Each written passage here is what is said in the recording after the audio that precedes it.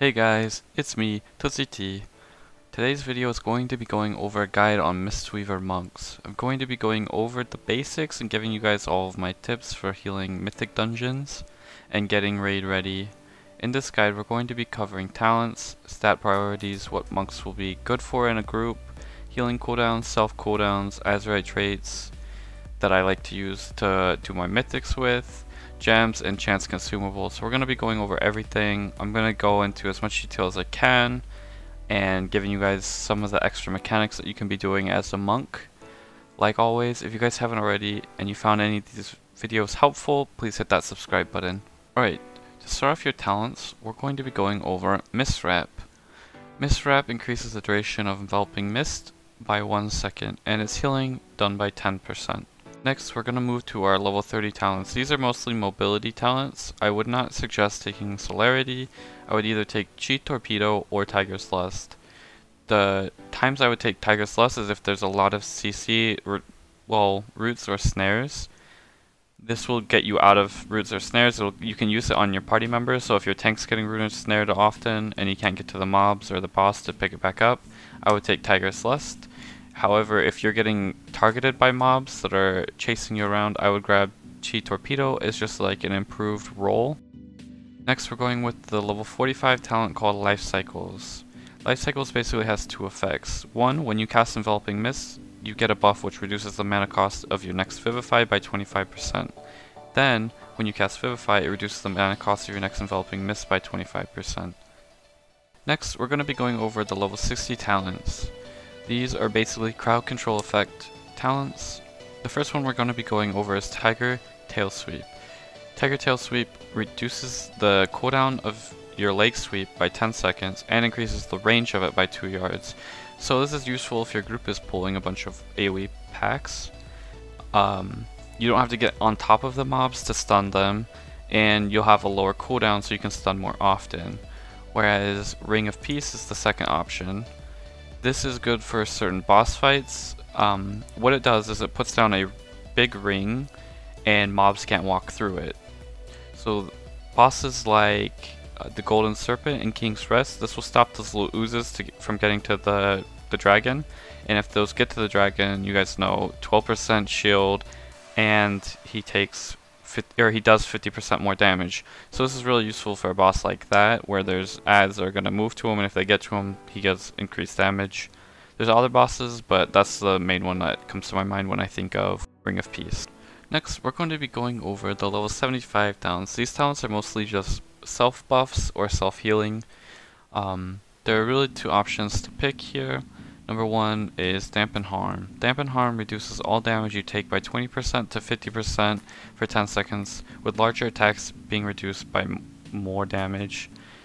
The good thing about Dampen Harm is it's all damage reduced. It's not just physical or magic. Whereas if we go to Diffuse Magic, it reduces magic damage taken by 60%, so it's more damage reduction than Dampen Harm, but it's only for magic damage. If you're taking only magic damage in a certain dungeon, you could take Diffuse Magic and it would be the better option. However, if you don't want to keep swapping your talents around, I would just chill with Dampen Harm. Alright, so level 90 talents. You got Summon Jade Serpent Statue, which is what I take for single target healing, and you're having problems healing the raid group. You can take Invoke Chi-Ji, the Red Crane. He's going to do AoE heals for you.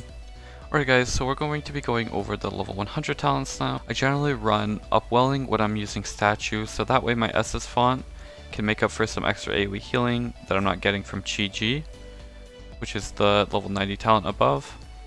But I feel like if you're running Chi-Ji, you can run Focus Thunder. Focus Thunder is a talent that increases your Focus Tea by an extra stack. I'll go over Focus Tea later on in the video. Alright, next thing we're going over is stat priority. There's going to be two little things I'm going to talk about here.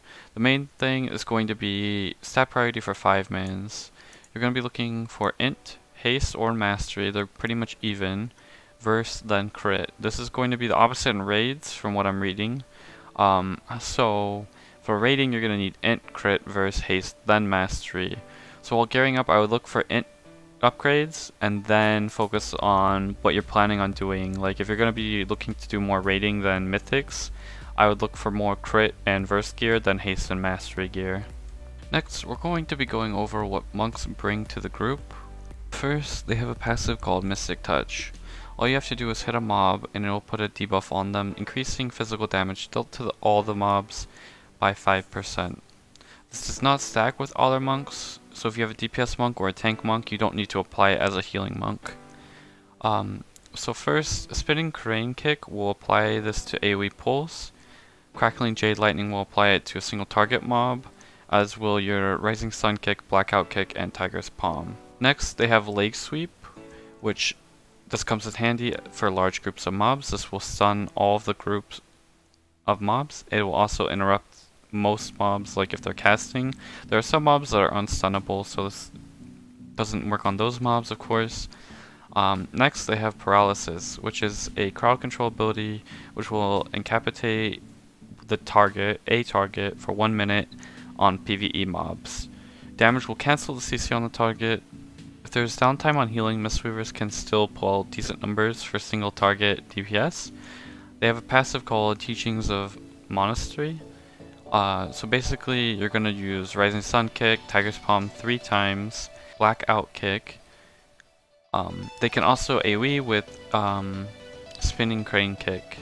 Alright, next we're going to be going over the healing cooldowns of a Mistweaver monk. First, you have Essence Font. Essence Font will apply heal over time ability to friendly allies within 30 yards of you.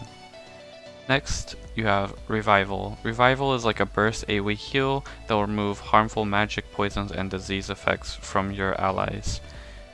Next, you have Life Cocoon. Life Cocoon applies a huge shield onto a single target, increases healing over time effects they receive by 50%. Right, next we're going over Thunder Focus Tea, which I mentioned up above. This empowers one of the following abilities. First, you have Enveloping Mist. Makes your heal over time have a burst heal when you cast Enveloping Mist after Thunder Focus Tea. Renewing Mist. So Renewing Mist increases the duration of the heal over time by 10 seconds. Then the next effect it has is Vivify, which will reduce the cost of Vivify by 100%. Next healing cooldown, if you take this talent at level 90, is Chi-Ji. Chi-Ji is just an AoE heal thing that you spawn and he'll go out and heal your friendly allies. Okay, so the next thing I'm going to talk about really isn't a cooldown here. However, it's Enveloping Mist. If you put Enveloping Mist on a target, it's a hot. It's going to increase the healing of your other spells by 40% on the target. So if you're struggling healing somebody, I would make sure you have Enveloping Mist on them. Alright, so next thing I'm going to be going over is going to be your self cooldowns. Now, we kind of went over them in the talents. You have the 3 in your level 75 tier. Healing Elixir will heal you for 15% of your maximum health. I don't recommend taking this talent, as 15% health right now isn't very much at all. Then there's Diffuse Magic, which reduces magic damage taken, and then Dampen Harm, which reduces all damage taken. Then you guys have one more cooldown to use, which is called Fortifying Brew. Fortifying Brew increases your maximum health by 20% and reduces damage taken by 20%. Alright guys, so when I originally was going to make this guide, I had made a list of azerite traits that I was using and that I liked. However, some of them had gotten nerfed. So what I'm going to do instead is just like show you guys a site. It's called Peak of Serenity. It's basically a monk site. It'll show you a bunch of great azerite traits to pick from and kind of list them. I'll link this in the description below so you guys can come here and check it out for yourself and decide which ones you guys actually want to use on your own. Right, next we're going to be going over gems, consumables, enchants. There's going to be a long list here. So first we're going to go over your gems. For haste, it's going to be Quick Golden Barrel or Owl's Eyes. Next for crit, it's going to be Deadly Soulstone or Amber Blaze. Mastery is Masterful Cubbaline or Tidal Amethyst. Versatility is Versatile Kyanite or Royal Quartz.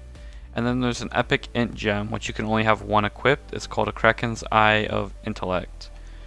Right, next we're going to be going over your food buffs.